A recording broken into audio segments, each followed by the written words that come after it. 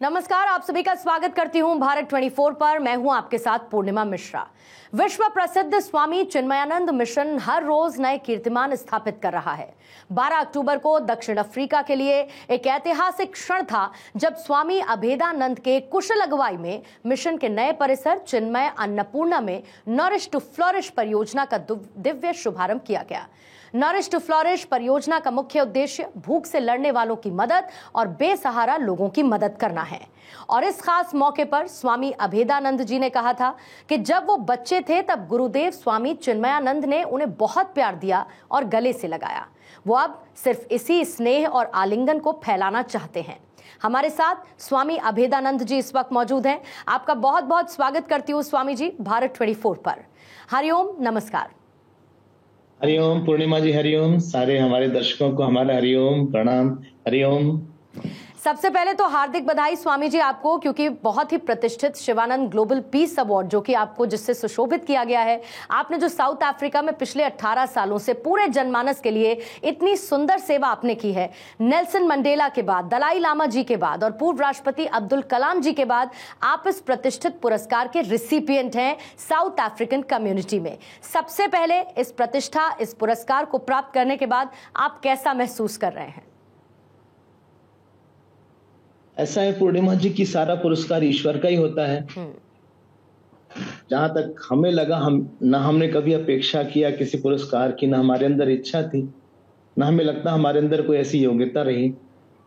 जो भी अच्छा काम हुआ है यहाँ के चिन्मय मिशन में, वो भगवान की प्रेरणा से हुआ है, यहाँ के लोगों के प्यार ने किया है। कोई भी कर्म जब भी सफल होता है उसके इतने ढेर सारे घटक होते हैं कि कोई आदमी अकेले उसको श्रेय नहीं दे सकते हैं। बहुत ढेर सारे कंपोनेंट्स के कारण ही कोई चीज सक्सेसफुल होती है और इसका श्रेय बहुत से लोगों को जाता है। और हम इसको अपने पूज्य गुरुदेव स्वामी चिन्मयानंद महाराज को अर्पित करते हैं। हमारा इसमें कुछ नहीं है, हम उनके चरण में रहें और हम उनकी सेवा करते रहें और आप लोग को मुस्कुराता देख सकें, बस हमारा यही उद्देश्य है।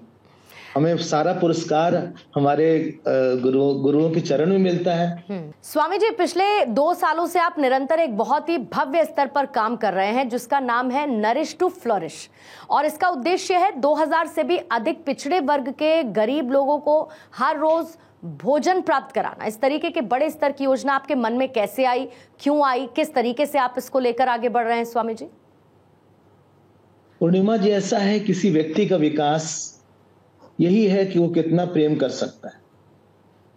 The evolution of a person is how much he can love, how much he can accept the people. तो हमारा यही उद्देश्य था कि यहाँ के जो लोग हैं, जहाँ हम रहते हैं, हम उनको अपने किसी प्रकल्प के माध्यम से, किसी प्रोजेक्ट से हम उनको अपनाएं, उनके पास पहुंचे और उनके अंदर जो दर्द है, जो आंसू है, उसको हम पोंछ लें। जब तक कोई व्यक्ति अपनी मुस्कुराहट को फैलाता नहीं है, अपने मुस्कुराहट का, अपनी स्माइल का विस्तार नहीं करता है, तब तक उसका विस्तार नहीं होता है। जब तक ज्ञान प्रेम के रूप में प्रकट नहीं होता है, तब तक ज्ञान अपूर्ण होता है। हमारे मन में यही भगवान ने प्रेरणा दिया।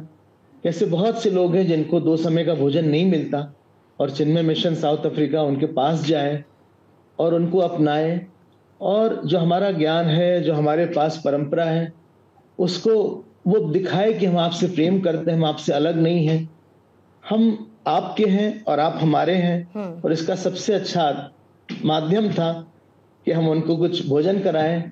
The way to the stomach is to the heart. It is to reach the heart mainly. The stomach was just a medium. अन्न तो केवल माध्यम था। हमें ये उनके पास जाके कहना था कि हम आपके हैं और हम और आप अलग नहीं हैं। और किसी भी भूखे को भोजन कराने से बड़ी मानव सेवा स्वामी जी कोई नहीं हो सकती। लेकिन बहुत ही सुंदर नाम है नरिश टू फ्लरिश। जब हमारे प्रधानमंत्री नरेंद्र मोदी जी विदेश की यात्रा करते हैं तो वो अक्सर वसुदैव कुटुंबकम का भी जिक्र करते हैं।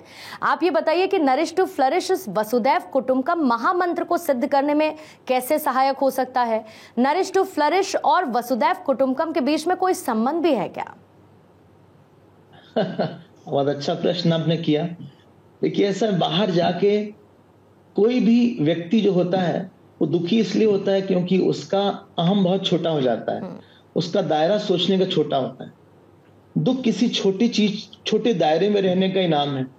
जब हम अपने चिंतन का बहुत विस्तार कर लेते हैं और उसको सब परिप्रेक्ष्य में देखते हैं तो हमारे अंदर बड़ा सुख आता है। Anybody is sad because he is in a shell, वो किसी शेल में आ गया। तो नरिश टू फ्लरिश यही है। हम जब यहाँ पे साउथ अफ्रीका आए तो हम किसी को भी नहीं जानते थे और कोई हमको भी नहीं जानता था, लेकिन लोगों ने हमको इतना प्रेम दिया और साउथ अफ्रीका ने हमको इतना स्वीकार किया, भारत को स्वीकार किया, एक तरह से भारत की संस्कृति को स्वीकार किया, भारत के जनमानस को स्वीकार किया, धर्म को स्वीकार किया। तो यह हमारी कृतज्ञता का एक प्रगटीकरण है। तो बाहर जाके जब तक हम कॉस्मिक पुरुष नहीं बनते हैं, वैश्विक पुरुष नहीं बनते हैं, तब तक हमारा दुख नहीं जाता है। अपना दुख हटाने का एक ही तरीका है कि हम दूसरे के दुख को दूर करें, और अपने सुख को बढ़ाने का एक ही तरीका है कि हम दूसरे को बहुत सुख दें। तो वसुधैव कुटुंबकम यही है कि हमारे सोच का कोई दायरा नहीं है, कोई लिमिटेशन नहीं है। हम सबके लिए काम करेंगे और हम सबको मुस्कुराता हुआ देखना चाहते हैं। जो व्यक्ति कहीं दुखी है, उसने कहीं पे दूसरे के दुख का ध्यान नहीं दिया, इसीलिए वो दुखी होता है। जब तक हम सबके सुख को साथ लेके नहीं चलेंगे तब तक हमारा सुख नहीं होगा। तो यही यहाँ पे सोचा हमने और यहाँ के लोगों ने भी सोचा। तो जो भी भाई जिसकी सेवा करना है, ये भगवान हमारे विकल्प में ही देते हैं। भगवान हमें किसी परिस्थिति में डालते हैं कि आपको इनकी सेवा करना है, आपको इनके लिए जीना है। कहीं न कहीं होना चाहिए जहां पे हमें अहंकार छोड़ने का अवसर मिले। हमको यहाँ पे अपने अहम को छोड़ने का अवसर मिला और इसलिए हमारा प्यार है, हमारी कृतज्ञता है। तो इसलिए ये प्रोजेक्ट यहाँ पर सोचा कि लाया जाए और बाहर जाके एक अलग एनवायरनमेंट होता है। भारत का एक अलग वातावरण है, साउथ अफ्रीका एक अलग वातावरण है। तो अपने अंदर जो एक बड़ा व्यक्ति छिपा हुआ रहता है, जो ईश्वर छिपा हुआ रहता है। जैसे ईश्वर हर कीड़े को भी खाना खिलाता है, हर छोटे व्यक्ति को भी खाना खिलाता है, बड़े को भी खिलाता है। जब तक हमारे अंदर ये भावना नहीं रहेगी कि हम सबके लिए रहें, तब तक हमारा मन दुखी रहेगा, हम परेशान रहेंगे। किसी व्यक्ति के दुख का नाम यही है कि वो उसने कोई बड़ी चीज को छोड़ दिया है, उसने किसी की सेवा करना छोड़ दिया है। दुख कोई परिस्थिति में नहीं है, किसी को सुख न देने का नाम है। जब हम किसी की सेवा करना छोड़ देते हैं, हमारे आसपास जो एक समाज है, हमारे माता पिता हों, चाहे हमारे गुरुदेव हों, चाहे हमारे पास कोई लोग हों, जब तक हम उनको सुख नहीं देते अपने मन से, तब तक हमारा मन सुखी नहीं रहता। और बिल्कुल जितनी आपकी बेहतर सोच है वो आपके शब्दों के जरिए रिफ्लेक्ट होती है स्वामी जी, और आपके कार्यों के जरिए भी रिफ्लेक्ट होती है। लेकिन जो चिन्मय मिशन है वो हमेशा से एक ऐसी आध्यात्मिक संस्था रही है स्वामी जी, जो कि वेदांत, भागवत, गीता, उपनिषद, शास्त्र आदि को प्रचारित प्रसारित करने में हमेशा से आगे रहा है। और शास्त्र ज्ञान के माध्यम से जन चेतना को परिवर्तित करने में चिन्मय मिशन का एक बहुत ही बड़ा योगदान रहा, जो कि सनातन धर्म का आध्यात्मिक ज्ञान है। उसको आपने इस नरिश टू फ्लरिश प्रोजेक्ट में कैसे सम्मिलित किया, कैसे शामिल किया, और ऐसी क्या बात है नरिश टू फ्लरिश में जो आपने हमारे शास्त्रों से प्राप्त करके उसको साउथ अफ्रीका जैसे देश में आगे ले जाने की कामना की स्वामी जी? आपके प्रश्न बहुत सुंदर हैं पूर्णिमा जी। देखिए ऐसा है कि हम तो यहाँ पढ़ते पढ़ाते ही हैं। हमें 17 साल हो गए और रोज 3-4 कक्षा, जैसे आपने नाम लिया, वेदांत की, भागवत की, रामायण की, यही यहाँ होती है। लेकिन देखिए ज्ञान तो जो एक ब्रह्म है, जो एक ईश्वर है, सब जगह वही है, यही मेन ज्ञान है हमारा। जब तक ज्ञान हमारे दूसरे को सुख नहीं देता, तब तक वो ज्ञान अपूर्ण होता है। हमारे ज्ञान में प्रेम आना चाहिए। गीता के 6ठे अध्याय में एक श्लोक आता है, आत्मौपम्येन सर्वत्र समम पश्यति अर्जुन, सुखम वा यदि वा दुखम स योगी परमो मता। जो अपने सुख की तरह दूसरे का सुख देता है, देखता है, वो परम योगी। तो जब तक कि हम अपने ज्ञान का विस्तार प्रेम के माध्यम से नहीं करते, तब तक हमारा ज्ञान अपूर्ण होता है। हमको ये ज्ञान ऐसा नहीं होना चाहिए कि हमारे पास ये रहे। हमारा पूरा शरीर है, ये विश्व एक शरीर है। हमारे पैर में चोट लगती है तो हमारा हाथ जाके उस पैर की चोट को ठीक करता है। हमारे सर पे कहीं चोट लगती है, सर दर्द होता है तो हमारा हाथ सर की तरफ जाता है। ये पूरा विश्व एक शरीर है। जब तक एक अंग दूसरे अंग को सहायता नहीं करता, तब तक पूरा शरीर ही दुख में रहेगा।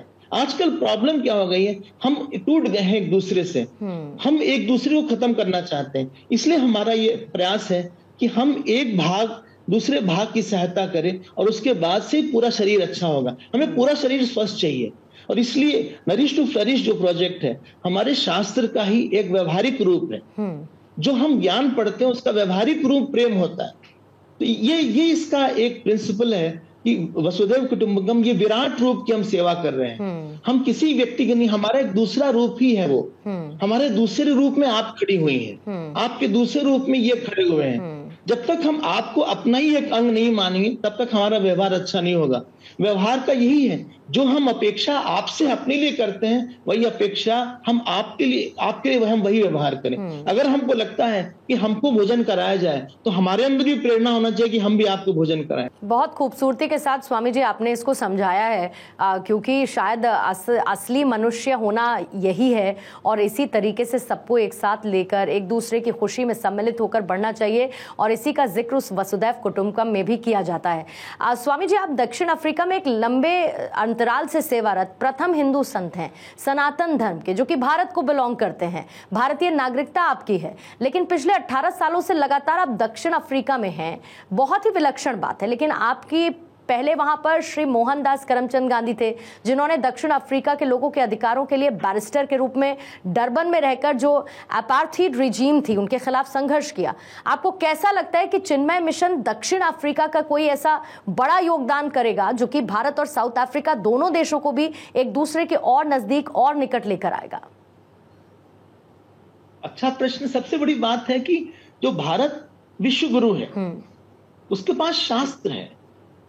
किसी देश में इतने संत नहीं हुए जितने हमारे देश में। हमारे देश में ध्रुव हुए, हमारे देश में प्रहलाद जी हुए, हमारे देश में रमन महर्षि, हमारे देश में स्वामी शिवानंद जी हुए, हमारे देश में हमारे पूज्य गुरुदेव स्वामी चिन्मयानंद हुए। हमारा देश त्यागियों का देश है। हमारा देश सूर्य बनाता है। हमारा देश ऐसा है जहां से कि किरण निकलती है अध्यात्म की। गीता हमारे देश में पढ़ाई जाती है। आपको हम विश्वास दिलाते हैं पूर्णिमा जी, जब हम यहां बाहर जाते हैं तो कोई भी धर्म का कोई हो, वो लोग भारत के लोगों की बात सुनते हैं और हमारे शास्त्र को सुनना चाहते हैं। हमें यहाँ पे बुलाया जाता है कई कॉन्फ्रेंसेस में, कभी कभी गीता में बोलने के लिए, कभी कभी हमारे हिंदू धर्म में बोलने के लिए, और वो अचंभित हो जाते हैं जब हमारे शास्त्र की गहराई को देखते हैं, जब गीता के कर्मयोग को देखते हैं, जब हमारे भक्ति को देखते हैं, जब भगवान की बात होती है। तो इसलिए जो विश्व का जो विश्व गुरुत्व है भारत का, यही हमारी पहचान है सच में। स्वामी जी, दक्षिण अफ्रीका में क्राइम रेट बहुत ज्यादा है, तो नरिश टू फ्लरिश प्रोजेक्ट किस तरीके से दक्षिण अफ्रीका की जो सोसाइटी है उसको ट्रांसफॉर्म करने में सहायक होगा? फिर चाहे वो क्राइम का रिडक्शन हो या जो मूलभूत वैल्यू सिस्टम है जिसका आपने अभी जिक्र किया उसको उन्नत करने में, नरिश टू फ्लरिश का हमारे सनातन धर्म के शास्त्रों का क्या योगदान हो सकता है? कैसे उसको वो सुधार सकता है? देखिए, क्राइम इसलिए क्योंकि एम्प्लॉयमेंट नहीं है, रोजगार नहीं है, और रोजगार होने के बाद उनको खाने को नहीं मिलता है। कम से कम हम ऐसे लोगों को कम से कम पहले बुलाएंगे कि आप हमारे पास आइए, हम आपको भोजन करवाएंगे, और भोजन के माध्यम से हमारे पास हमारे ब्रह्मचारी हैं, हम हैं, और लोग हैं जो कि कुछ वैल्यू उनके अंदर डालेंगे। उनको अंदर कुछ गीता पढ़ाई जाएगी या उनके अंदर कोई शास्त्र का ज्ञान दिया जाएगा। तो जब उनको कहीं से प्रेम मिलेगा, कहीं से गाइडेंस मिलेगा, कहीं से कुछ प्रकाश मिलेगा, तो नेचुरली किसी की संवेदनशीलता बढ़ जाती है। किसी के ज्ञान की पहचान ही यही है कि he is more sensitive now and he is more accepting now. तो हम केवल ऐसा नहीं है, it is not only physical nourishing, it is emotional nourishing, it is intellectual nourishing, it is spiritual nourishing. हम जब लोगों के पास जाएंगे तो उनको प्रेम भी देंगे, उनको कुछ अच्छी बात सुनाएंगे भी, उनको कुछ हम अपनाएंगे भी, उनको आश्रम में बुलाएंगे, और इस तरह से हम कोशिश करेंगे कि हम लोग एक छोटी सी गिलहरी बन के हम उनके पास जाएं।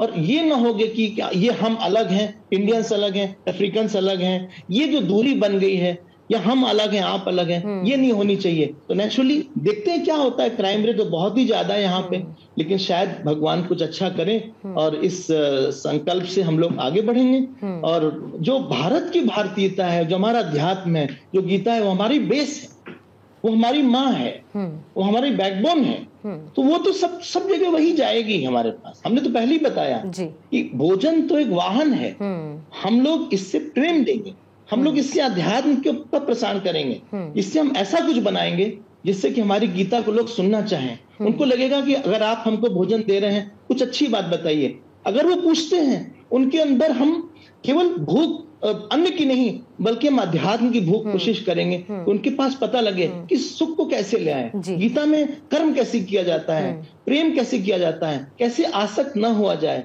इस तरह की बात धीरे धीरे हम लोग लाएंगे। और जो भारत के अंदर जो सनातन धर्म है, जो हिंदू धर्म है, उसकी बात भी हम लोग करेंगे और हम सारे धर्म को एक्सेप्ट भी करेंगे। क्योंकि आपने स्वामी जी अध्यात्म का जिक्र किया, तो ऐसा सुना है कि वहां पर बहुत सारे अलग अलग ऐसे सेंटर्स खुले हैं जहां पर शास्त्रों का अध्ययन होता है। कुछ ऐसे जरा अचीवमेंट्स के बारे में भी आप बताइए जिससे लोगों को वहां पर लाभ हुआ हो।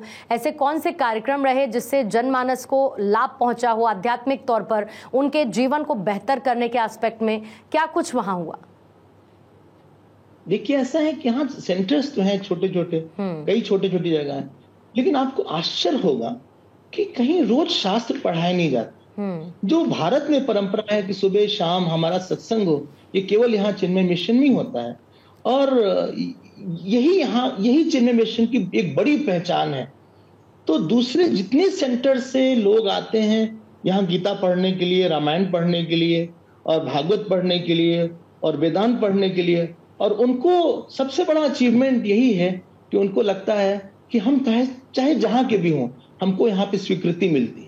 बिल्कुल स्वामी जी, और जैसे कहते हैं कि अगर कोई परिवर्तन और कोई बदलाव करना हो तो खुद से शुरू करना चाहिए, और अगर अकाउंटेबिलिटी की बात होती है तो पहले वो खुद की तय करनी चाहिए और उसके बाद दूसरों से करनी चाहिए।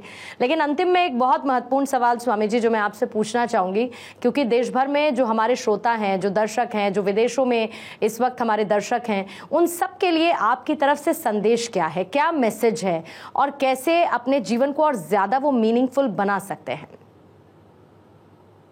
एक ही छोटी सी बात है पूर्णिमा, अपने लिए हम लोग जीना छोड़ें थोड़ा सा। हमारे जीवन में जब तक हमारा धन, हमारा परिवार, हमारा पैसा, हमारी पोजीशन ये बड़ी रहेगी तो व्यक्ति परेशान रहेगा। I am made by many people, हमको बहुत लोगों ने बनाया है। आज बहुत खूबसूरत बातें आपकी तरफ से स्वामी अभेदानंद जी सुनने को मिली, आपने समय भी निकाला, बहुत बहुत शुक्रिया, धन्यवाद आपका भारत 24 के साथ जुड़ने के लिए। हरिओम स्वामी जी। धन्यवाद पूर्णिमा जी, सब हमारे दर्शकों को बहुत बहुत धन्यवाद, उन्होंने इतने धैर्य के साथ हमको सुना। धन्यवाद, आप सबको मेरा प्रणाम। धन्यवाद स्वामी जी, नमस्कार, धन्यवाद।